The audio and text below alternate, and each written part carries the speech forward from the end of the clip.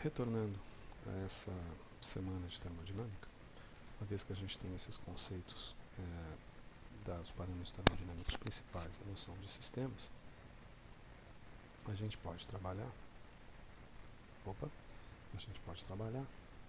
em cima desse outro conceito aqui, ó, tá? Trabalho, calor, capacidade calorífica.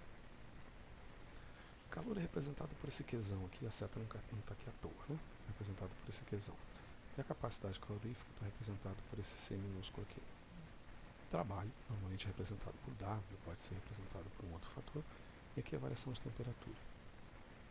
Então veja que a capacidade calorífica pode ser representada como a variação dessa quantidade de calor sobre o produto da massa pela variação de temperatura.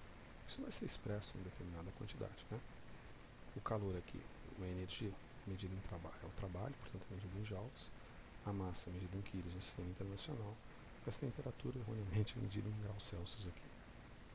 Isso vai te dar uma relação de calorias e de joules, e você pode pegar qualquer miojo, molho de tomate ou alimento que você tem, que a partir de um determinado momento, acho que uns 3, 4 anos atrás, a Anvisa, além de colocar os dados de caloria nas tabelas de composição dos alimentos, ela também coloca os dados em joules. A relação é mais ou menos de 4,2 vezes em relação ao outro. Tá certo? O que é a capacidade calorífica? A capacidade calorífica é a capacidade que um sistema tem de reter calor até que ele mude suas propriedades. Então, o conceito mais básico de capacidade calorífica, capacidade de calor, diz respeito à quantidade de calor que é necessária para você injetar um sistema contendo 1 litro d'água para ele mudar de temperatura 1 grau de temperatura. Tá? Então eu injeto o calor aqui numa determinada quantidade, o calor em determinada quantidade, em um reservatório contendo 1 litro, a ponto de variar isso em 1 grau. E essa variação, obviamente, tem que ser próxima à temperatura ambiente, não pode ser dos extremos. Se na quantidade de calor, por exemplo, você injetar para elevar a temperatura de 1 litro que está 99 graus para 100 graus, é consideravelmente maior do que aquela quando você está a temperatura ambiente. Então tem livros que colocam lá 24,5 a 25,5, 35,5, 36,5. O que importa é que é próximo à temperatura ambiente. Quando a gente trabalha tendo a noção de proteína, por exemplo, a noção de capacidade calorífica é muito bacana. A proteína, vocês devem ter visto em parte de bioquímica, coisa meio maluca assim, né? Alfa-hélice, folha beta, vem aqui, tum. Aí você vem e injeta calor aqui nessa proteína, uma solução contendo proteína. À medida que for aumentando a quantidade de calor, essa proteína ela vai retendo nos seus aminoácidos esse calor. Ela vai retendo. Ela vai mudando levemente a estrutura, mas ela mantém a sua estrutura. Aqui eu não mantive nada, né? Mas ela vai mantendo.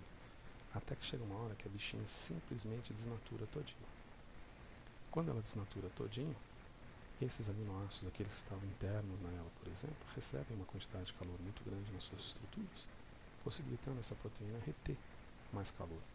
Se a gente coloca isso num gráfico de um equipamento chamado calorímetro, no qual eu vou aumentando a temperatura aqui e vou medindo aqui a capacidade de calor dessa proteína, eu vou injetando calor e a capacidade de calor dela vai aumentando, a capacidade calorífica dela vai aumentando.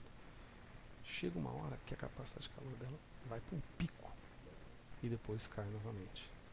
Esse pico, ou esse ponto, é o ponto em que ela desnatura, porque é o ponto em que ela se abre completamente e recebe todo o calor na estrutura da sua sequência primária.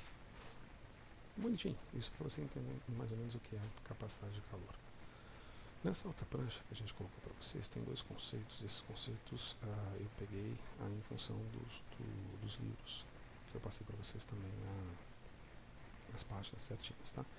Um é potência média para realização de trabalho e o outro é eficiência para realização de trabalho.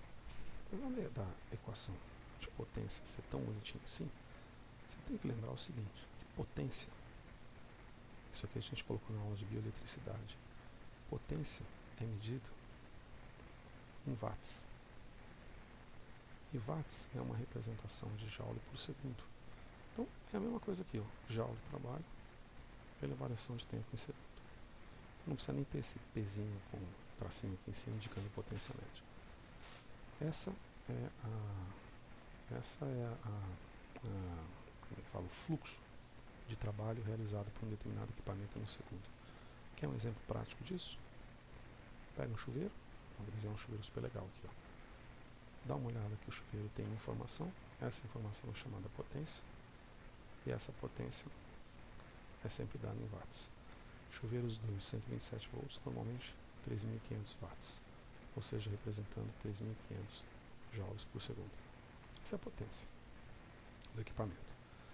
Já a eficiência é uma relação da variação de energia interna pelo trabalho, aproximando-se da unidade quando os dois se igualarem, obviamente. É claro que normalmente você vai ter sempre uma quantidade de trabalho exercido maior para efetivar a variação da energia interna desejada. Nesse outro ponto aqui embaixo a gente tem a segunda lei da termodinâmica combinada. A primeira lei, ou seja, a primeira lei diz respeito à variação da energia interna. A segunda lei diz respeito à incapacidade de eu transformar um tipo de energia em outro com 100% de aproveitamento. E aqui a gente tem o conceito da energia útil. Isso nos permite, em termos biológicos, trabalhar com essas ideias aqui também. Então vou mudar a corzinha aqui para ficar mais cheguei. Talvez laranja. Então a gente pode dizer que a energia radiante do Sol é como se fosse a entalpia, é como se fosse, não são sinônimos, que é captada pelas plantas e transformada quimicamente num processo denominado de fotossíntese, que eu creio que vocês viram em fisiologia vegetal, um pouco de bioquímica também. Tá? Uma transformação bioquímica. Isso permite, por exemplo, a geração de matéria orgânica que pode ser aproveitada pelos animais. Mas essa energia toda que chega, ela não é convertida totalmente em glicose. E o animal, mesmo ingerindo a glicose contida na celulose aqui desses ramos, não consegue convertê-la completamente em ATP. Então você tem perda. Uma das perdas representadas aqui é a perda por calor. Então a gente pode representar que aqui, ó, você tem entropia. Aqui você tem entalpia. E talvez no bichinho aqui, nessa fotossíntese, você tem energia livre, que é onde você consegue converter energia útil a partir da transformação dos sistemas. Isso permite toda uma formulação metabólica, que nós não vamos entrar em detalhes, que vocês viram, devem ter visto cursos de bioquímica, na qual eu tenho biopolímeros como glicogênio, ácidos graxos não propriamente um biopolímero, proteínas e ácidos nucleicos. Isso pode ser convertido em metabólitos, seguindo a lógica, monômeros como glicose e frutose, aminoácidos ou ácidos nucleicos, ou acetato, seguindo da quebra do ácido graxo. E há uma constante degradação e uma constante síntese desses compostos, equilibrados às custas de ATP. Então, ATP, que é a molécula energética, molécula de troca energética que os seres vivos utilizam. Certo? E que permite isso. Aqui não está tão bonitinha essa representação, mas aqui ela vai estar bonitinha, quer ver? Põe, olha só que legal. Aqui você tem uma outra representação um pouco mais clássica de parâmetros termodinâmicos que estão disfarçadamente colocados aqui, né? Como é que a coisa acontece aqui? Você tem carvão, esse carvão é aquecido, libera calor, libera vapor, esse vapor empurra essa rodana está ligada a esse sistema de alavancas, essa alavanca pressiona esse ângulo, isso faz com que eu tenha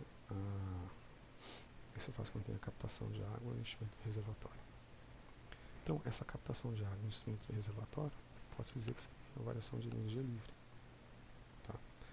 O carvão colocado aqui pode ser representado, ou pode ter sua metáfora exemplificada como sendo uma entalpia, uma variação de entalpia do sistema. E a fumacinha que cai aqui, que sai aqui da queima do carvão, obviamente é o que a energia não utilizável, que no caso é a entropia, uma variação de entropia do sistema. Bem bonitinha essa analogia, né? Isso nos faz colocar então que existem vários tipos de energia. Então isso aqui vai ser mais uma herança da primeira lei da termodinâmica. Então você tem, por exemplo, a energia potencial. essa energia potencial ela pode ser cinética, que no caso é uma energia cinética, baseada numa altura, a capacidade que você tem de uma roda cair montanha abaixo, um trabalho mecânico. Você pode ter um trabalho elétrico, a gente viu isso em bioeletricidade, quando você tem variação da tensão entre dois polos, por exemplo. E aí você tem